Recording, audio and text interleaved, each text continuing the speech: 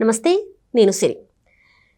AC assembly వద్ద ఒక ఆసక్తికర పరిణామం అయితే చోటు చేసుకుంది. అక్కడ ఏపీ డిప్యూటీ సీఎం గారిని బొత్స సత్యనారాయణ గారు అయితే ఆలింగనం చేసుకున్నారు. మరి ఏంటి, ఎందుకు ఆలింగనం చేసుకున్నారు ఏంటనే విషయాన్ని మనకు తెలియజేయడానికి ఈరోజు మనతో పాటు ఉన్నారు ప్రముఖ సీనియర్ జర్నలిస్ట్ డివిఎస్ గారు. నమస్కారం సార్. నమస్తే సార్, ఇప్పుడు చూస్తుంటే AP deputy CM Pawan Kalyan గారిని వైసీపీ ఎమ్మెల్సీ బొత్స సత్యనారాయణ గారు ఆలింగనం చేసుకున్నారు అసెంబ్లీ వద్ద. సో దీన్ని అసలు ఎలా చూడాలంటారు సార్? అంటే ఇద్దరు రెండు వేర్వేరు ప్రధాన రాజకీయ పార్టీలకి చెందిన ప్రముఖ నాయకులు. ఆయనేమో డిప్యూటీ సీఎం పవన్ కళ్యాణ్, ఇతనేమో మరి శాసన మండలి ప్రధాన ప్రతిపక్ష నాయకుడు. ఇద్దరికీ క్యాబినెట్ ర్యాంక్ ఉన్నది. ఇవాళ బొత్స సత్యనారాయణ మరి మర్యాదపూర్వకంగా కలిశాడా, లేదు రాజకీయ భేటీనా? ఎందుకంటే మనం చూస్తే మన కళ్ళతో అక్కడ మర్యాదపూర్వక భేటీలాగా కనపడవచ్చు, కానీ దాని వెనక మారే రాజకీయ పరిణామాలను కూడా మనం బేరీజ్ వేసుకోవాలి. ఎందుకంటే గతంలో బొత్స సత్యనారాయణ పైన అనేక వదంతులు, ఏది ఆయన పార్టీ మారుతున్నాడని, మొత్తం ఉత్తరాంధ్రలో ఒక పెద్ద బిగ్ షాట్, కుటుంబంతో సహా ఆయన మరి వేరే పార్టీలోకి వెళ్ళిపోతున్నాడు అన్న దీంట్లో ఆయనకి కౌన్సిల్ మెంబర్షిప్ ఇచ్చాడు, శాసన మండలి సభ్యుడిగా ఆయన్ని ఎన్నిక చేశారు. ఆ తర్వాత క్యాబినెట్ ర్యాంక్తో ప్రధాన ప్రతిపక్ష నాయకుడు జగన్మోహన్ రెడ్డి చేశాడు. అంటే బొత్స సత్యనారాయణ వేరే పార్టీలకు వెళ్తాడని ప్రలోభ పెట్టేందుకు కౌన్సిల్ సభ్యత్వం ఇచ్చాడా, క్యాబినెట్ ర్యాంకు ప్రధాన ప్రతిపక్ష హోదా ఇచ్చాడా? సరే, ఇచ్చినందుకు బొత్స సత్యనారాయణ న్యాయం చేస్తున్నాడు. కౌన్సిల్లో మనం చూసాం, ఏది ఆయన మరి మొత్తం వైసీపీ ఎమ్మెల్సీలంతా కూడా ప్రభుత్వానికి కొరుకుడు పడకుండా ఇరకాటంలో పెట్టాలనే అనేక ప్రయత్నాలు చేస్తూ వాళ్ళు ఇరకాటంలో పడుతున్నారు. ప్రభుత్వంలో రోజుకు ఒక మంత్రి వచ్చి అక్కడ ఆ మంత్రి ఫైర్ అవుతున్నాడు. మనం చూసాం, ఒకరోజు లోకేష్ బరెస్ట్ అయ్యాడు. మా అమ్మని తిడితే కూర్చోవాలా సభలో అంటూ నారా భువనేశ్వర్ని ఆ రోజు చేసిన ఘోర అవమానం, దానికి సత్యనారాయణ బొత్స కూడా ప్రత్యక్ష సాక్షి అంటూ ఆ రోజు లోకేష్ నిప్పులు కక్కాడు. అంటే మొన్న కూడా మనం చూసాం, సత్యకుమార్, ఎవరు మంత్రి, ఆరోగ్య శాఖ మంత్రి, అతను ఒకరోజు ఫైర్ అయ్యాడు. ఏది మెడికల్ కాలేజీల ఇష్యూలో. అసలు మెడికల్ కాలేజీలు 17 మెడికల్ కాలేజీలు తెస్తానన్నాడు, తెచ్చానంటాడు, మాట్లాడితే 8,000 కోట్లు అంటాడు. అసలు ఆయన ఖర్చు పెట్టాల్సిన వాటిల్లో 800 కోట్లు ఖర్చు పెట్టలేదు. ఏ మెడికల్ కాలేజీ అతను కంప్లీట్ చేశాడు అని చెప్పి విమర్శలు మనం చూసాం. పులివెందుల మెడికల్ కాలేజీ ఆయన సొంత నియోజకవర్గంలోనే హాస్టల్స్ కట్టలేదు అని చెప్పి సత్యకుమార్, నీకు హెల్త్ మినిస్టర్, బయట పెట్టాడు. ఇట్లా రోజుకొక మినిస్టర్ బొత్స సత్యనారాయణ టార్గెట్ చేస్తూ నిన్న తాజాగా పవన్ కళ్యాణే టార్గెట్ చేశాడు. విశాఖ స్టీల్ ప్లాంట్ మీద మరి ప్రైవేటీకరణ జరగకుండా తీర్మానం చేయండినో ఏదో అన్నారు వీళ్ళు. ఎవరు? ఆ వరుడు కళ్యాణి, బొత్స సత్యనారాయణ. వెంటనే మీ హయాంలో ఏం చేశారని అడిగారు. 5 ఏళ్ళు మీరు ముఖ్యమంత్రిగా ఉన్నారు, నువ్వు మంత్రిగా ఉన్నావు బొత్స సత్యనారాయణ, నువ్వు విశాఖ స్టీల్ ప్లాంట్ మీద తీర్మానం ఎందుకు చేయలేదు? అసెంబ్లీలో 3 రాజధానుల తీర్మానం చేశారు కదా మీరు. మరి స్టీల్ ప్లాంట్ ప్రైవేటీకరణ వద్దు అనే తీర్మానం మీరు ఎందుకు కేంద్రం నుంచి చేసి పంపలేదు? అంటే అప్పుడో విధానం ఇప్పుడో విధానమా అని యనమల రామకృష్ణుడు కూడా నిలదీశాడు. పవన్ కళ్యాణ్ అయితే అసలు మరీ ధ్వజం ఎత్తాడు, ఏది విశాఖ స్టీల్ ప్లాంట్ ప్రైవేటీకరణ జరగదు, జరగనివ్వం. అదే మాట కేంద్ర మంత్రి కుమారస్వామి వచ్చి స్టీల్ ప్లాంట్ దగ్గర ప్రకటించాడు. వీళ్ళు ఏదో రకంగా యాగీ చేయాలని వీళ్ళ ప్రయత్నాలన్నీ బెడిసి కొడుతున్నాయి. దీంతో తాజాగా నిన్నేం జరిగింది, జగన్మోహన్ రెడ్డి పైన అమెరికాలో కేసు.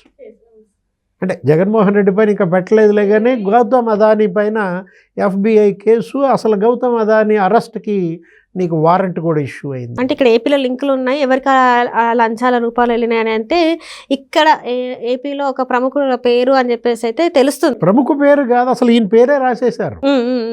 ఏది ఇప్పుడు అక్కడ ఫస్ట్ మొదట 52వ పేరాలో 53వ పేరాలోనేమో ఏదో అఫీషియల్ అని రాశారు, పొలిటికల్ అఫీషియల్ అన్నట్టుగా. 54వ పేరాలో పేరా 54లో ఆంధ్రప్రదేశ్ సీఎం జగన్మోహన్ రెడ్డి అని స్పష్టంగా, సీఎం చీఫ్ మినిస్టర్ అంటే మళ్ళీ అర్థం కాదని సీఎం అని. 1750 కోట్లు 2019-14 మధ్య ఏపీ సీఎం ఎవరు? 2019-24 మధ్య జగన్మోహన్ రెడ్డికి 1750 కోట్లు ముడుపులు అందాయని చెప్పి వాళ్ళ గౌతమ్ అదానీ, జగన్మోహన్ రెడ్డి అమెరికా కోర్టులో దోషులుగా ఇవాళ నిలబడుతున్న నేపథ్యంలో ఇక జగన్మోహన్ రెడ్డి పార్టీ ఉంటుందా, ఊడుతుందా? అంటే ఇక్కడ ఇప్పుడు దాకా ఏంటి మనం ఏమనుకున్నాం, ఇక్కడ సిబిఐ కేసులు, ఈడీ కేసులు అనుకుంటే ఇప్పుడు ఏకంగా అమెరికాలో FBI కేసే జగన్ పైన మరి నమోదైతే బొత్స సత్యనారాయణ వాళ్ళు పవన్ కళ్యాణ్ కలవగానే నీకు జనానికి ఏమనిపిస్తుంది? జంప. బొత్స సత్యనారాయణ ఇంకా దూకటానికి సిద్ధంగా ఉన్నాడా? ఇంకా ఈ పార్టీని నమ్ముకుంటే, జగన్మోహన్ రెడ్డిని నమ్ముకుంటే ఇక నట్టేట్లో చిడతలు కొట్టడమే. అంటే ఆల్రెడీ బొత్స సత్యనారాయణ మీద ఒక ఆరోపణ అయితే ఉంది సార్. ఎందుకంటే మనం అప్పుడు చూస్తే ఎలక్షన్స్ ముందు టీడీపీలో జాయిన్ అవుతున్నారు అని చెప్పేసి ఎవరైతే ఒక టీవీ ఇందులో చెప్పారు, పీకే గారు బొత్స డీలింగ్ చేస్తున్నారు వెనకాల, పార్టీ మారేందుకు అని చెప్పేసి కూడా అతను మాట్లాడడం జరిగింది. అంటే ఇక మునిగిపోయే ఓడ మరి దూకేయటానికి సిద్ధం. ఇప్పుడు నిన్న పవన్ కళ్యాణ్ ఆయన కాన్వాయి వెహికల్ ఎక్కడానికి వస్తున్న దీంట్లోనే నీకు పెద్దిరెడ్డి రామచంద్రారెడ్డి ఉన్నాడు అక్కడే, ముఖం చాటేసి పక్కకి వెళ్ళిపోయాడు. ఎమ్మెల్యేలు ఉన్నారు, వైసీపీ ఎమ్మెల్యేలు నామినేషన్ వేయటానికి వచ్చిన వాళ్ళంతా పవన్ కళ్యాణ్ని చూసి పక్కకు తప్పుకొని వెళ్ళిపోయిన వాళ్ళు మరి బొత్స సత్యనారాయణ నిలబడటం, షేక్ హ్యాండ్ ఇవ్వటం, పవన్ కళ్యాణ్ ఆయన హగ్ చేయడం. నీకు గతంలో కూడా మనం చూసాం, బొత్స సత్యనారాయణకి పవన్ కళ్యాణ్కి ఇద్దరికి కూడా మధ్యవర్తి. ఇప్పుడు బండ్ల గణేష్కి దేవుడు ఎవరు? పవన్ కళ్యాణ్. బండ్ల గణేష్కి మరి బ్రదర్ ఎవరు? బొత్స సత్యనారాయణ. అసలు బొత్స సత్యనారాయణ డబ్బులతోనే సినిమాలు తీశారన్న నీకు మనం మీడియాలో కూడా చూసాం, విన్నాం. ఇలాంటి పరిస్థితుల్లో మరి పవన్ కళ్యాణ్, బొత్స సత్యనారాయణ ఇద్దరు ఏకం చేస్తాడా బండ్ల గణేష్? అనేక రకాల ఊహాగానాలు. ఇద్దరు రాజకీయ నాయకులు కలిశారంటేనే నీకు దాని వెనక చర్చలు, మరి బొత్స అడుగులు ఎటు పడతాయో చూడాలి. అంటే ఇప్పటి వరకు ఏదో ఒక సందేహం ఉండేది, బొత్స గారు పార్టీని వీడి వైసీపీని వీడి టీడీపీలోకి వెళ్తారని. కానీ ఇప్పుడు టీడీపీ కాదు జనసేనకి వెళ్తారని అనుకోవచ్చా సార్ మీరు? అంటే తెలుగుదేశం పార్టీ కన్నా జనసేన ఇవాళ వాళ్ళకి ఎక్కువ స్పేస్ ఉంది కదా. తెలుగుదేశం నీకు ఫుల్ అయిపోయింది, ఓవర్ఫ్లో అవుతుంది. ఏది నీకు హౌస్ఫుల్ కదా. తెలుగుదేశం బస్సులో టికెట్లు లేవు, నీకు అక్కడ సీట్లు లేవు. ఇక్కడేంటి 21 మందే ఉన్నారు. ఇంకా పైకి పెంచు, రేపు పెరుగుతాయి సీట్లు. పునర్విభజన చట్టం ప్రకారం అసెంబ్లీలో సీట్లు పెరుగుతున్న నేపథ్యంలో అందరి చూపులు ఎటువైపు వెళ్తున్నాయి?